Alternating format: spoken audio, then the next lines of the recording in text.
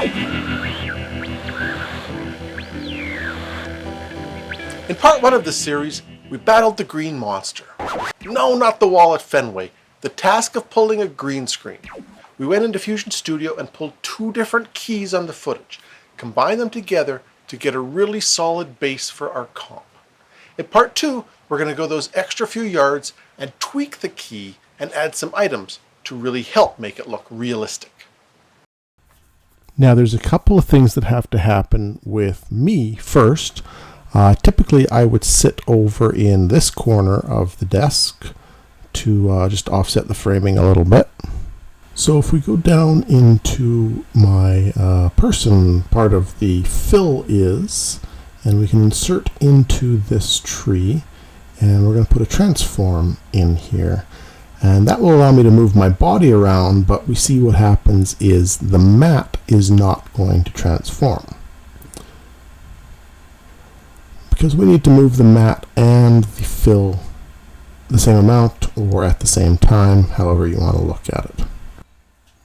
So I'm just going to name this deck position transform. And we're going to go up to my center of the deck position transform, and I'm going to publish that information. So you can see as I move this transform, that information changes on this device, obviously. I'm now going to make another transform tool, and I'm going to put this in to the mat chain. Now I want this transform to mimic the desk position transform. I'll call this follow transform, or XF. So I'm going to click on my follow transform, and I'm going to go over to the center position, and I'm going to connect that to my desk position transform. And now when I move the center position transform, or the deck position transform, the mat position transform will move with it. I've just pinned them here so you can see them both at the same time. And as I move one, the other will move with it. And they're linked back and forth. So it actually doesn't matter which one I move, the other one will move with it. It's a great way of doing multiple moves or moving multiple items at the same time. Now we do want to get rid of that stuff in the foreground, so to do that we're going to have to scale it up, and as you can see we only published and linked the center X and Y. So we're going to go and publish the size using the exact same technique, and we will connect the size back and forth between these 2 transforms. So now when we do a resize, we also get, or the scaling, we also get that mimicked on both of our transforms. So we'll just position this up and over and decide where I would typically sit. Usually just right at the edge of the desk is good. That's where my chair normally would sit. And let's see what we have. And let's just go in a little tighter and take a look at that hair. Looks pretty good. Now we are using moving footage for the background, and I see a lot of noise in that. So we might want to take that and turn it into a freeze frame to try to get rid of some of that noise. Let's get rid of these pins here. So let's hold the first frame for, say, 20,000. Sure, 20,000 frames. That ought to cover our entire piece. So that gives my background a freeze frame. Now that's got rid of a lot of the noise, but it's also left us with some static noise. So let's go in and add a little noise reduction to the chain. And we'll just play with some of these settings. Smooth this out a little bit. We can always add some grain back in later, which we will do, but for now let's start with a clean plate here. And that looks pretty good. Let's patch the correct thing into our output now, because we're just looking at the matte output. Let's go look for some film grain. And we will add this at the very end before our media out. So this will affect everything at once with one node. Obviously that's a little strong. Let's bring that strength way down. I'm going to hold the control key down, and that allows me to have really precise movements as I bring these, scaling these bars up. So just a little bit of grain, maybe drop the size down a little bit.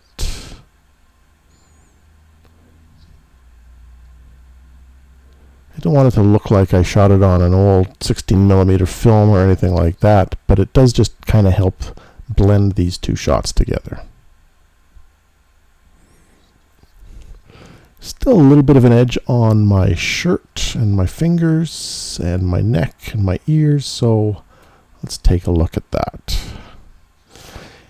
If we want to try to trim that down, that would typically be a matte control.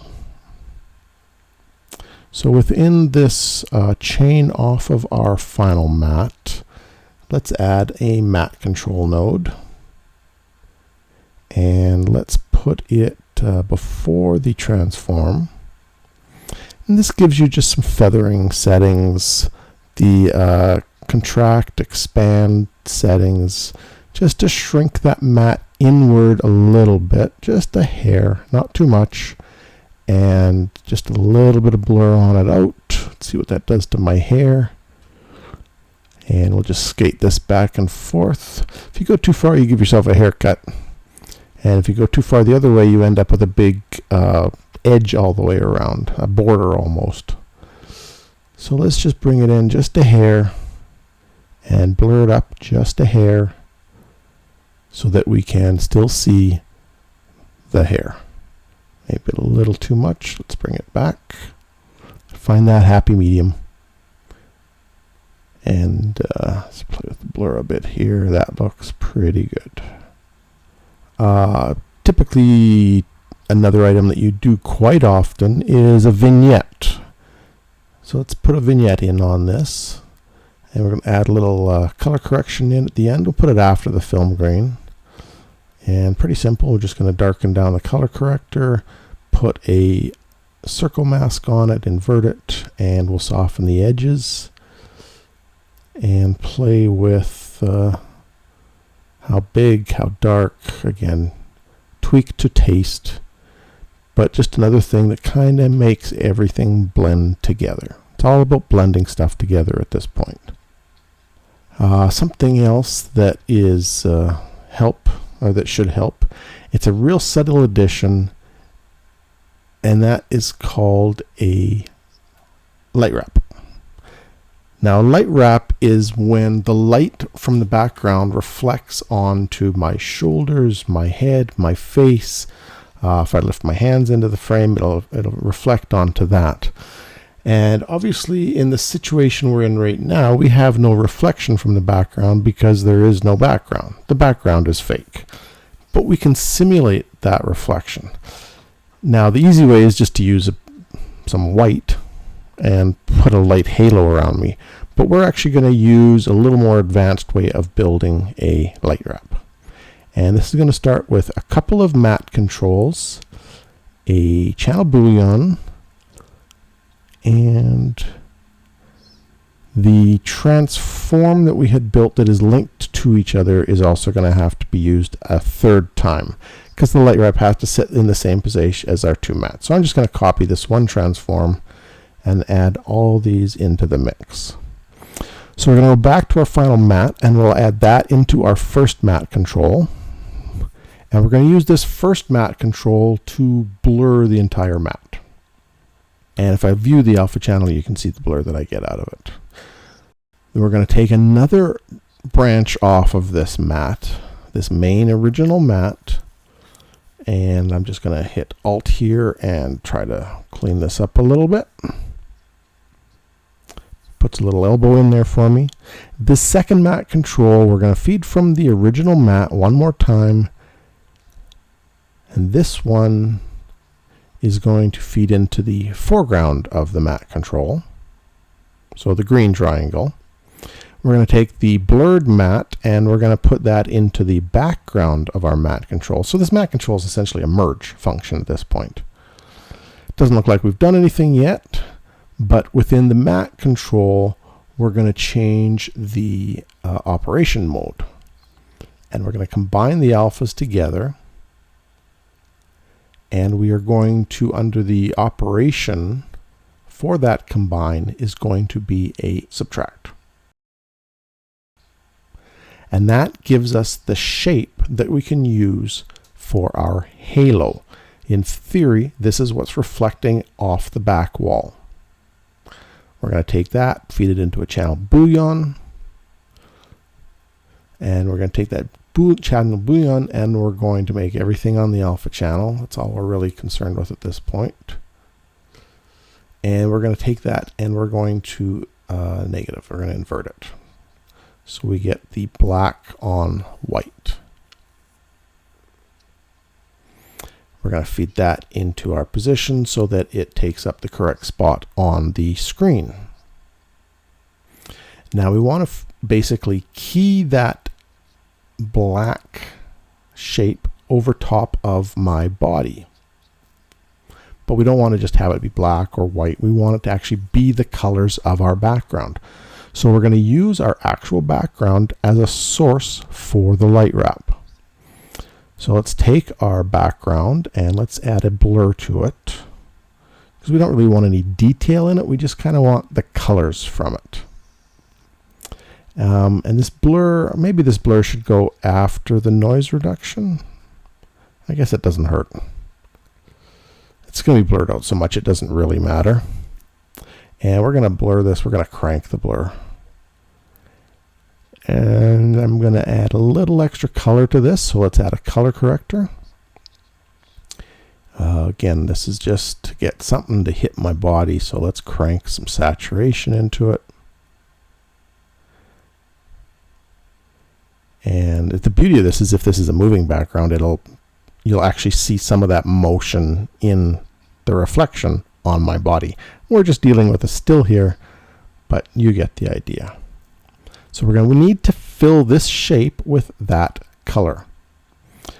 And in order to do that, we're going to pre-multiply this shape over top of black. So I've just brought in a black background. We're going to merge that with our color, and we're going to use our shape to cut a hole in the background. Sorry, I want to put that into the merge. And I've got my inputs swapped here. Let's put the background into the foreground and the color into the background. And that gives me a nice light wrap that we can now take and put on top of my body. So we will just do a straight merge onto that. So we are merging that light wrap over top of what at that point was our final key. We'll set that up as a screen instead of normal, and you can see it's a little heavy right now, but you can see what it's doing to my ears, to my hair, to my shoulders. If we just switch this off and on, you'll see a little better perhaps. Just a little glow coming down over my shoulders that's being shot at us from light reflecting off the back wall. It's kind of like a backlight, but it's based on what's happening in the background, what colors are happening in the background. Very similar to how the real world would work. So let's just turn this down a little bit. We'll just adjust the blend and the gain modes within this merge function. We don't want people noticing the light wrap, but maybe you want them feeling the light wrap, if that makes any sense. So again, tweak to taste, just a little bit of something hitting my shoulders. And preview this out, and it looks pretty good. But wait, there's more. Let's keep adding on to this just to try to help add with the realism, trick the audience, if you will. My arms are moving around a lot here, And I'm very close to the desk, so you can see I've got shadows on my face from my arms as they move around. But my lighting is actually quite flat. It's a green screen. You usually want fairly flat lighting. You don't want heavy shadows. So let's add a little extra shadow to my face, just almost like a key fill situation. So I'm going to go back into my original string out here where my body is. And I'm going to add another color corrector into this. And we're just going to, if we can get it on there, there we go. And we'll call this a fill light. If you have a key and a fill, the fill light's a little darker than the key usually, and that's what causes a bit of a shadow on your face. So I'm going to call this a fill light. And we're going to say that the key light is coming from screen right, because there is actually a window there. So we're going to add a little fill to screen left part of my face. Again, we're going to do it very subtle here. You can do as heavy as you want, and you can really draw a precise shape around your head if you want. I just want a little something just so it's not perfectly flat on my face. So we've just added another mask, softened the edge. Now, another reason for adding this fill light is to justify, if you will, that I'm sitting so close to the desk, it would be nice to cast a shadow onto this desk and maybe a little bit onto the mini panel right next to me as well. So if we can put a shadow on there, again, the realism will take it a couple of notches forward. It's something most people won't even notice, but again, they will see it, but they won't necessarily think about it. So we're going to take a background, black background. We're going to feed it with our matte, back to our matte. Final matte setup. This is why we labeled this, so that we can find these things every time we need it. Because you can see the node tree gets a little confusing. Now I guess we actually need this to come off of the matte fall. You know what? We actually don't need it to follow the position of the other transforms. It's a drop shadow, so it can kind of fall wherever it decides, or wherever we decide it's going to fall. So we're going to take this background, we're going to blur it quite a bit. We still want to keep the idea of the shape, but we'll blur it quite a bit. Remember, as my arms move around, this will give the drop shadow a little bit of life. So we don't want it to totally lose its information. And we want to put this drop shadow between my body and the background. So let's just quickly do another cleanup here. Get everything organized. Okay. So what we have is our background and our noise reduction for that background. We have our black that is being fed and cut out by our final matte setup. That background, that black background, is being blurred. We bring that in to the foreground over top of our background with the noise reduction. And then that is what goes underneath me. And as I said, as the body moves, the shadow moves, so it gets some nice life to it. Now clearly we don't want it on the monitor in the back up here. We don't want it everywhere, and we certainly don't want it this heavy. We just kind of want it creeping in on the desk a little bit. So let's go and look at our final output. And now we can position our drop shadow. We'll put a transform in here. And let's put the transform down with the drop shadow, actually, not. So we want to transform it before the background. The beauty of a node tree. Make a mistake, just move it to a different part of the tree. So again, we'll take this transform, We will blow it up a little bit. We will position it maybe a little lower, maybe a little closer. Again, dial it to your own taste. Sure, that looks good. Now the merge is where we can control how much of it we see. So we'll go into our blend and we'll blend that way down.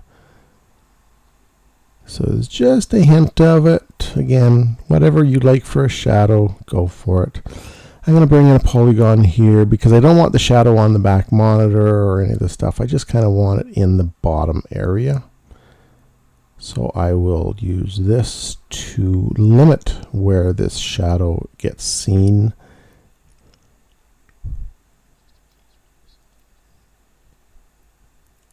And so there is the background with the shadow. And that's where it would be at full. And we'll just drop it down to a nice 0.5-ish area. And our final is there.